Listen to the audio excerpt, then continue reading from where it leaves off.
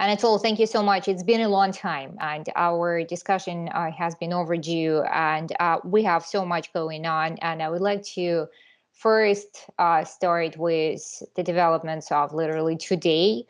After the so-called referendums and ratification of the newly annexed territories by the Russian Duma, Vladimir Putin signs that into law. On the other side, Vladimir Zelensky signs into law a ban that basically says that Ukraine will never negotiate with Russia while Vladimir Putin is the president. Where do you think all these developments lead us, and should we say goodbye to any prospects of diplomacy at this point? Well, I mean, it's obviously been a very, very bad week for diplomacy. And I think that, as was undoubtedly Putin's intention, a peace settlement, a formal peace agreement, which seemed to be possible back in March, is now completely off the cards. We should remember, however, that there have been conflicts, disputes in the world. I was thinking of Cyprus since 1974, Kashmir since 1947, which have gone on for decades. They've never been solved, but there have been ceasefires, which have held to a greater or lesser extent, over long periods. So I still think it's possible that we can get to a ceasefire at some stage, though only, I fear, after much additional fighting and many deaths. Now, of course, what Putin has done is he's tried to, and indeed Lavrov more or less hinted at this, he's tried to nail every future Russian government to a non-negotiable position, on this annexation by formally annexing them to Russia. I suspect, though I have no evidence of this because one would have to be inside Putin's head, but I think what he may also have done by taking this step was to try to discourage an internal coup against him from within the Russian establishment. Because if people within the establishment are thinking of getting rid of Putin or persuading him to step down, well, if that will do them no good, because they will still be nailed to a non-negotiable position. Of course, that is a strong disincentive to to moving against Putin. So we will find it. We need to find a way to signal to people within the Russian establishment that if Putin goes, we will be prepared, at the very least, to move towards negotiating a ceasefire, for example. Anatol, that was exactly my next question. If we assume that most of the steps of the official Kiev are kind of coordinated with the Western allies, does the statement about not wanting to ever negotiate with Putin mean that in the Western elites, there is an expectation that Putin indeed might be in the door or gone in the foreseeable future? There is more and more speculation about that, and also, as in among Russians as well, though not in public. But the problem is, you see, that as I say, the United States has said that negotiations are purely a matter for the Ukrainians, and the Ukrainians have both said they won't negotiate with Putin. Well, perhaps, yes. But what, of course, the Ukrainian government has also been saying in recent weeks is that their intention is to recover all the territory lost to Russia since 2014, including Crimea. Well, I do not know a single Russian outside the radical liberal opposition, or frankly people now living in the United States, who thinks that's negotiable, who think that Crimea and Sevastopol can be returned to Ukraine. So, I mean, if the Biden administration goes on simply saying that all negotiations are a matter of the Ukrainians, I don't see how we will ever get to even a ceasefire, let alone well, a peace settlement is now for the much further future, but a ceasefire with negotiations for an eventual settlement, which, by the way, is what, of course, the Ukrainian government offered back in March, to shelve the territorial issue. But of course, only then they were only talking about the territory Russia held before February. The insistence on withdrawal from territory seized since February has always been absolute on the Ukrainian side. Though, I mean, the thing is, if there is will on both sides and determination in Washington to try to reach at least a ceasefire agreement, one can imagine how skillful diplomacy could achieve this. For example, Russia withdraws, but it remains a demilitarized zone, for example, with a United Nations peacekeeping force. I mean, of course, this is inevitable in war, but perhaps, I mean, even more dangerous from the Ukrainian side, not people knew it already, has been the statements that anyone who has been associated in any way with the Russian occupation forces will be put on trial and treated as traitors. That's very understandable, but of course it does mean that there will be a fair number of people in these regions who now cannot surrender, cannot agree to the Ukrainian army coming back because, their freedom, possibly their lives, would be in imminent danger. So, a bad week for diplomacy. And that's exactly what is happening right now on the liberated territories, because Zelensky said that there are a few people who collaborated with Russia, and there is a search for them right now. And everybody else, he said, have nothing to worry about. Do you think that this is the move in a slightly wrong direction? Because basically, the population of those territories are still the people of Ukraine. Well, I suppose it depends on how widely the net is spread, and how, careful the Ukrainian police are in their, in their investigations. Undoubtedly, Ukraine was going to move to punish a certain number of collaborators, but of course, if this turns into a general, witch hunt. And of course, as we know from the Second World War, there are so many people in these circumstances who simply have to deal with the occupying forces in some way, just to keep the electricity running, just to keep the water running, just to keep the population fed. If all of those are treated as traitors, then I think that would be a very bad move on the Ukrainian side, because, as you say, these, just as the curious combination of, on the one hand, on the Ukrainian side, declaring quite rightly that a majority of ethnic Russians and Russian speakers have not sided with the Russian occupation, have resisted the occupation. You've had elected Russian mayors being arrested by the Russians themselves. But there has been no sign whatsoever on the Ukrainian side that this will lead Ukraine to withdraw its language laws, for example, discriminating against the Russian language and banishing it from public life, which would be a very good move of conciliation. That is why the US administration also has to play a part in the negotiating process, because I'm not convinced anymore that the Ukrainian government is capable of negotiating with Russia, with or without Putin, because it's taking up positions which are non-negotiable. Obviously, Putin has also taken up positions that are non-negotiable, but you have to get both sides to back away from these positions. Anatol, you write in your recent op-ed, Washington has not established any goals or limits on how far Ukraine should go on defeating Russia. What is the problem with that in your mind? Well, the problem is Crimea and the eastern Donbass.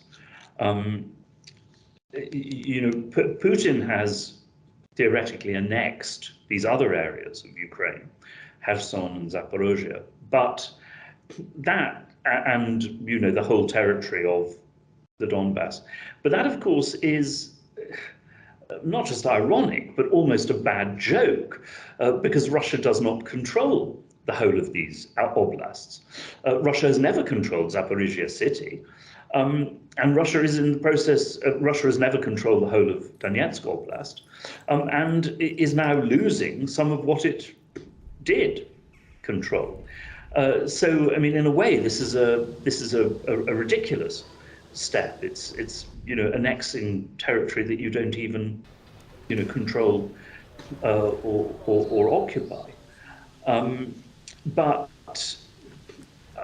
I mean, my sense is, look, I could be completely wrong, that probably enough Russians in the end will see the absurdity of this. Because, after all, I mean, this also, in principle, commits Russia to an endless war if the intention is that we must at all costs annex the whole of Kherson and Zaporozhye and Donetsk. Well, then, fight on for 100 years. But I would have thought that, if you could get some form of face-saving compromise over those areas, a future Russian government could agree to give them up. But as I say, the problem is that the Ukrainians now saying that we can only agree to peace if we also recover Crimea and Sevastopol. Well, no, I mean no Russian government can agree to that, and I have been told by people whose judgment I respect that if Ukraine looked as if it was going to do that, then the use of nuclear weapons would become a really serious possibility. I mean, my hope, obviously, is that if the Ukrainians make enough, progress on the ground and recover most of the territory they've lost since February, that then America will step in to broker a ceasefire, short of trying to reconquer Crimea. But one can't be entirely sure of that because, of course, you have so many hardline elements in Washington now and in Congress who are shouting for the total defeat of Russia, and its complete expulsion from Ukraine, and indeed, more and more people talking about the need to actually destroy Russia as a state. Well, I mean, that is what we managed to avoid doing at the end of the Cold War. Reagan, Bush, very, very careful not to drive the Russians to the wall because they have the capacity to destroy the world. Anatol, speaking about the mood in the American elites, I was just wondering whether you think that the latest moves by Elon Musk, the Twitter survey about whether Crimea should stay with Russia and whether there should be a referendum, UN observed referendum on the territories of eastern Ukraine for kind of self-determination of those people, who to be with, Russia or Ukraine. Do you think that this is a reflection of the change in the mood of certain American circles, or it's just a personal kind of extravagant statement and extravagant move on the part of Musk? Well, Musk has a tremendous reputation as a maverick, of course, and an individualist.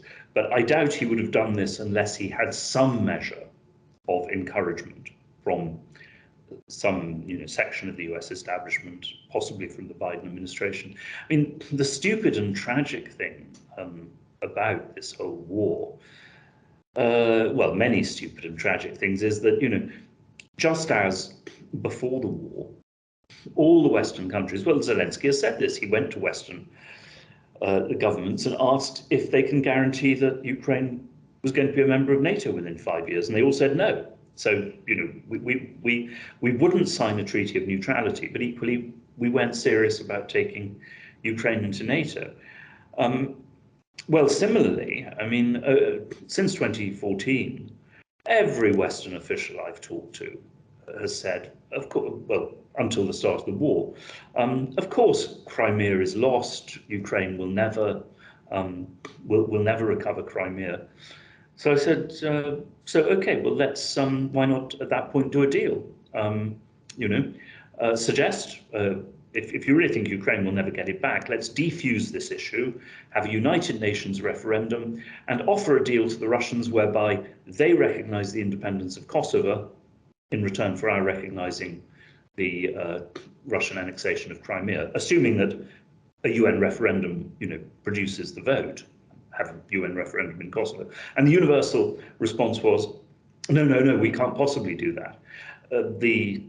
When I asked why, they would say, oh, it's politically impossible. What they meant was, we don't have the guts, we don't have the courage to propose this because it will be attacked in Congress, and the administration can't accept it. But that, that was always the truth. Just as we insisted on the Donbass returning to Ukraine, we wouldn't support the Minsk process whereby it would return on conditions of autonomy. And yet we all agreed that for Ukraine to attack and try to drive Russia out of the Donbass would be a disaster. So we allowed things to drift and drift and drift until finally Putin decided catastrophically to decide things in Russia's favor by military means.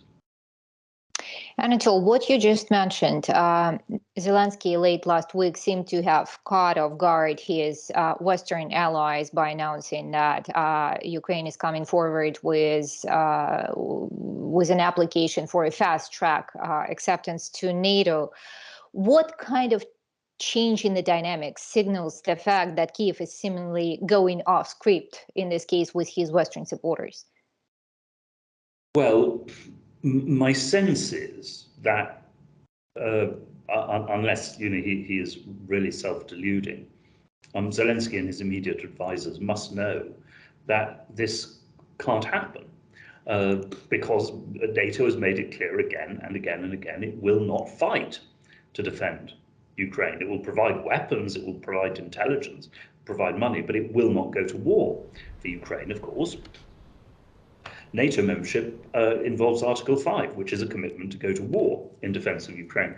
So, my sense is that this is a way of embarrassing the West, which, by the way, really ought to be embarrassed, into giving more support to Ukraine rather than, an actual practical proposal.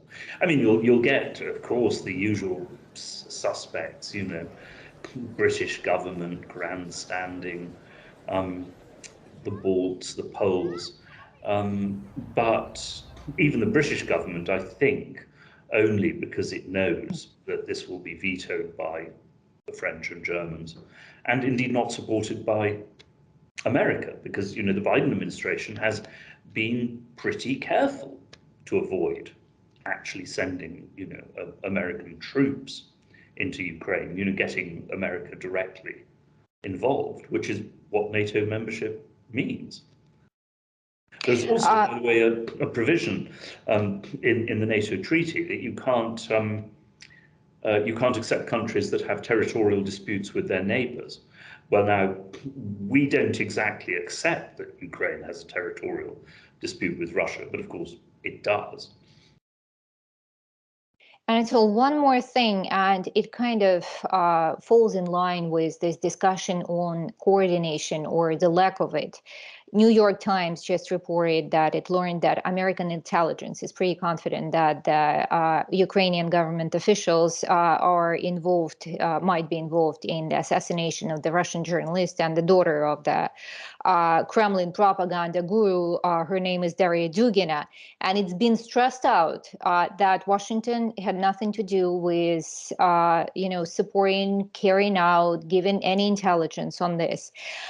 Is Kyiv breaking out from Washington by chance in its planning and its furthering fighting with Russia on its own terms? Well, I think it is, which is why Washington needs to rein it in. As I say, the reconquest of Crimea is not Biden administration policy, but equally they're not saying that America has any role in negotiating or telling Ukraine what to do. No, America is being dragged along by Ukraine now. And yes, I mean, the assassination of Putin was if it's true that the Ukrainians did it, and it's difficult to see who else it could have been, it's a very foolish move, because actually, as so many people have said, he didn't have anything resembling the influence that people said he did. I mean, he was, his ideas were very unpleasant, but this idea that he was Putin's brain is nonsense. But also, you have to be very careful about, starting on a strategy of assassinations, because Russia, despite the fact that, of course, American intelligence has helped the Ukrainians directly target a long row of Russian generals, Russia has not attacked the Ukrainian government directly, which, of course, it could have done. It's somewhat surprising in a way. Why have Russian cruise missiles not blown ministries in Kiev to pieces? Why not the next time, Zelensky goes on television, home in on the signal and try to kill him? Well, obviously, I mean, this is an escalation that Russia has not been willing to take yet. But the Ukrainians ought not to be in the business of encouraging them to escalate in that way. This is something that Western intelligence also takes very seriously as a threat from the Russians, that this could be the next thing that they will do. One more mysterious case that is being scrutinized right now, the explosion on Nord Streams. And we're just seeing a bunch of statements. Just this week, Pentagon said that it denies any Washington involvement in the act of sabotage. We know that the police in Germany is saying that some kind of a certain state is involved because of the complexity of the operation. And Moscow last week at the UN Security Council flagged the screenshot of the tweet by Radek Sikorsky showing the explosion and having the tagline, "Thank you, United States."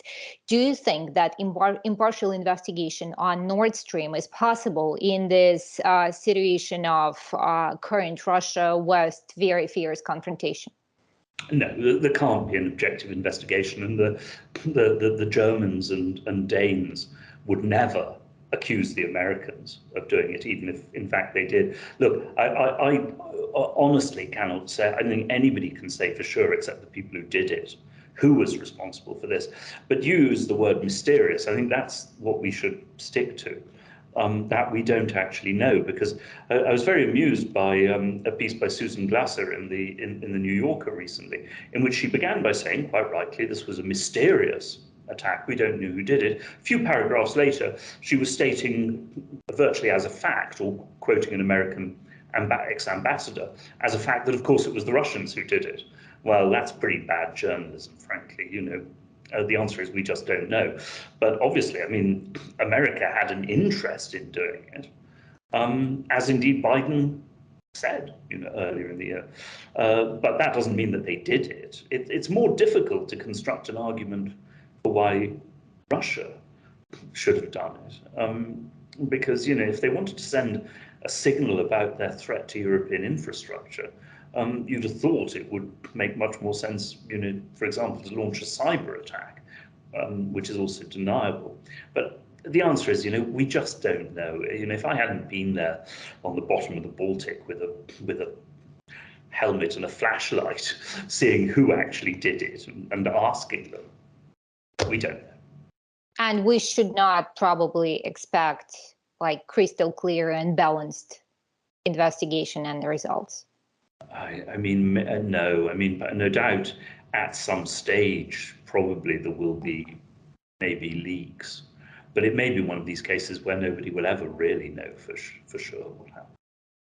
Anatol, in the meantime, officials in Washington are just telling us to rest assured about the nuclear threat from Russia. And what we're hearing from diplomats and military officials is that none of the intel information they have been getting so far signals the fact that Russia is preparing to use nuclear weapons. Yet just this week, Ramzan Kadyrov said that Russia should use tactical nukes in response to its failures in Ukraine. And Russian Foreign Ministry emphasized that further supplying Ukraine with military aid is putting NATO and Russia on a dangerous line of direct confrontation. And the head of the European diplomacy just today actually said that the war in Ukraine is shifting to a dangerous phase because of the risk of the use of nuclear weapons. Do you feel that in the United States and somewhere elsewhere, officials are kind of downplaying the risk of this actual nuclear conflict with Russia? I think that they are to an extent, because we don't actually know what Russia is planning.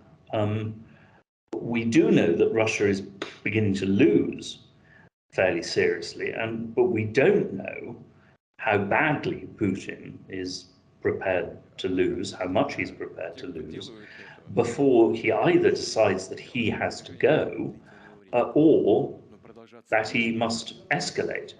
So far, as various people have pointed out, every time faced with checks in Ukraine or faced with additional Western involvement in Ukraine, Putin has chosen to escalate. So he has a record, of escalation, so sometimes of extremely reckless and stupid escalation, as in the case of these annexations, which are very hard to make sense of by any rational criteria. So I think there is a risk. Not, I believe, that Russia would move straight to the use of tactical nuclear weapons in Ukraine, but people have been drawing up possible scenarios. One that was shown to me, involved a series of steps by which Russia would essentially try to frighten us, the West, or at least the Europeans, into a ceasefire. Because it's important to note now, the Russians are desperate for a ceasefire. The Russians are very much on the defensive militarily. I mean, the whole Russian plan at the moment is to hang on until winter, and then try to rebuild Russian forces, but not to take the offensive in the months to come. But the scenario that was set out for me was, say first Russia withdraws from the nuclear test ban treaty, which bans nuclear tests. So that's the first step, to try to frighten us. Then the next step may be a nuclear test, perhaps in the Arctic, only a test, but once again, just trying to frighten us. If that doesn't work, then a test over the Black Sea, for example, not a. But then, if none of that has worked, well, you then go up and up the ladder. But if none of those things work, and Russia does, and the West does not respond, and Russia does nothing, well, Putin looks very foolish, because it's a bit like, the military mobilization before the war. You assemble 200,000 troops on the border, and I think he genuinely did want a diplomatic solution. But if you don't get the diplomatic solution, if you just, leave the troops on the border for a few months and then take them away again, you look foolish, and he doesn't like to look foolish. So, I think the risk is there.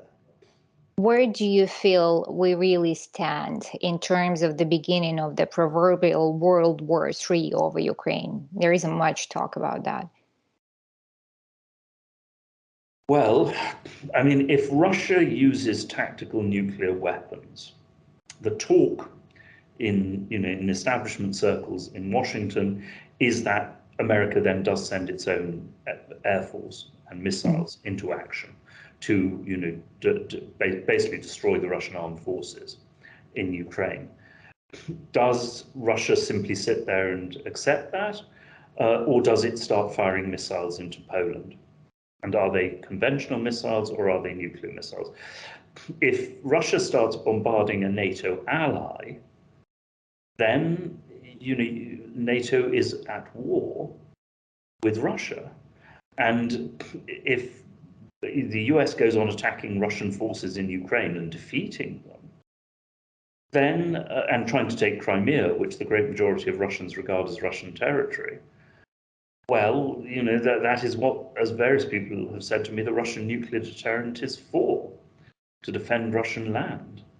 At that point, the danger of at least a demonstrative nuclear strike, not on America, because that would be totally suicidal, but the Russians are not very happy, to put it mildly, with Poland at the moment.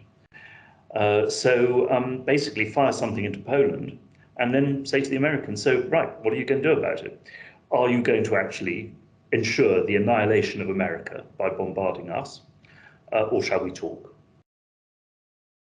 But by that stage, if you've lost a Polish city, then the humiliation for the West of stepping down and agreeing to talk would be colossal. So then you are at the very, very edge of essentially the destruction of humanity in a nuclear war. And that is, this is an entirely plausible set of steps. Now, I'm not saying that's going to happen. I mean, if I thought it was going to happen, well, I don't know what I'd do. I'd open another bottle of wine. But one can very easily see by now how this could happen. I mean, that is why I don't think this should be official Western policy. I don't think it should be official Ukrainian policy, but it is urgently necessary to tell members of the Russian establishment in private that they have to get rid of Putin. They have to get rid of Putin, and that if they do, this will then enable some form of face-saving compromise. Is it a plausible scenario, Anatol, that Putin leaves himself, resigns, retires? Well, what we have to remember, is that Putin has to stand for re-election in early 2024. Now, of course, he could postpone the elections on the grounds that, Russia is at war. He could declare himself president for life, as Central Asian presidents did. But previously, Putin was, very careful to observe the formalities of the Russian constitution, right?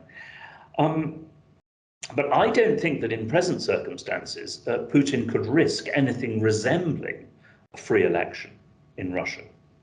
I think that he would actually face serious opposition. Now, of course, the really serious opposition would come from the nationalist right, who've been condemning him so much for the incompetence with which the war has been waged. But undoubtedly, I mean, this will be linked to an anti-corruption campaign, which would threaten Putin and all his closest associates. And at that point, Putin, if he wished to be re-elected, would have to resort to massive open rigging and perhaps the more mass arrests, which will be a very, very risky move in present circumstances. So I think it is possible that, yes, that Putin will do what Yeltsin did. He will find a successor, perhaps like Putin, somebody from outside the not famous, somebody from the second echelon, and step down and hand over to a successor who will run for president in 2024. I think the way things are going, I do see that as a possibility, because otherwise, I mean, he could well find himself responsible for disaster, either complete military disaster for Russia in Ukraine, or actually facing the question of whether to launch a nuclear war. There are advantages in circumstances like that to dump this appalling disaster on somebody else.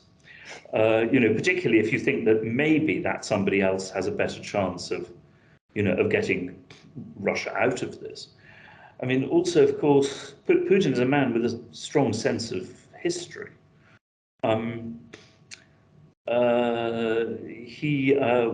Any sensible person would prefer to retire like Yeltsin, with his property and his personal safety and his family guaranteed by the successor, or responsible for a string of military disasters, to be retired like Nicholas II and eventually facing a firing squad.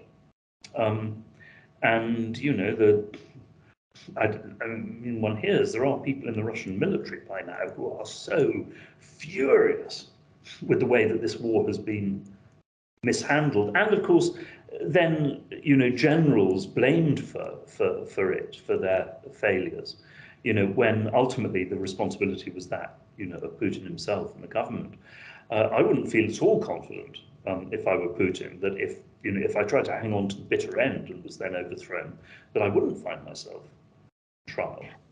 Yeah. Anatol, it might be an isolated case, but you dealt with Chechnya in your career. And I wanted to ask here, are we seeing with all the latest statements from Ramzan Kadyrov, he denounced the way the operation was handled, that he said was responsible for the military failures.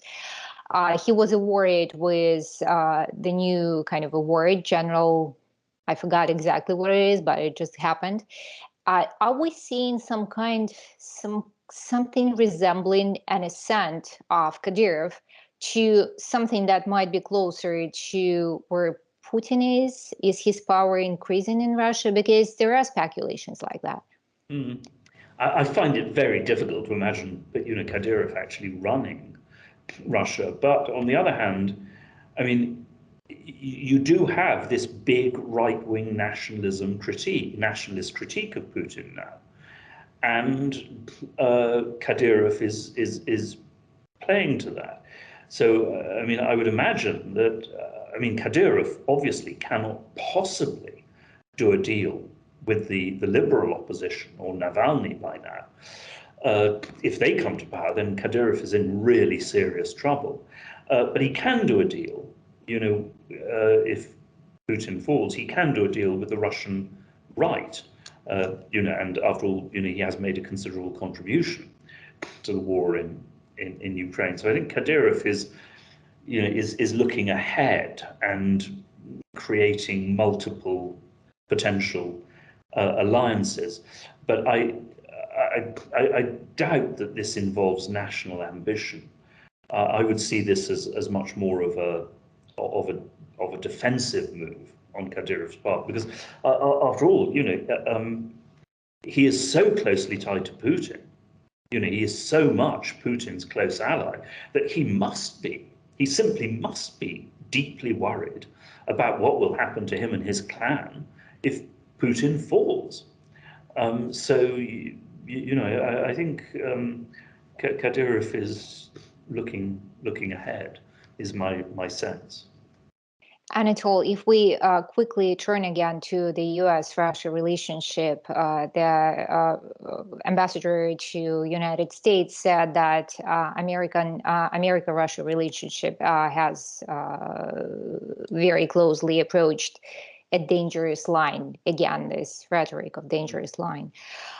If we're talking about the existentiality of this war for Moscow and Washington, is it different? Is the degree of existentiality different here?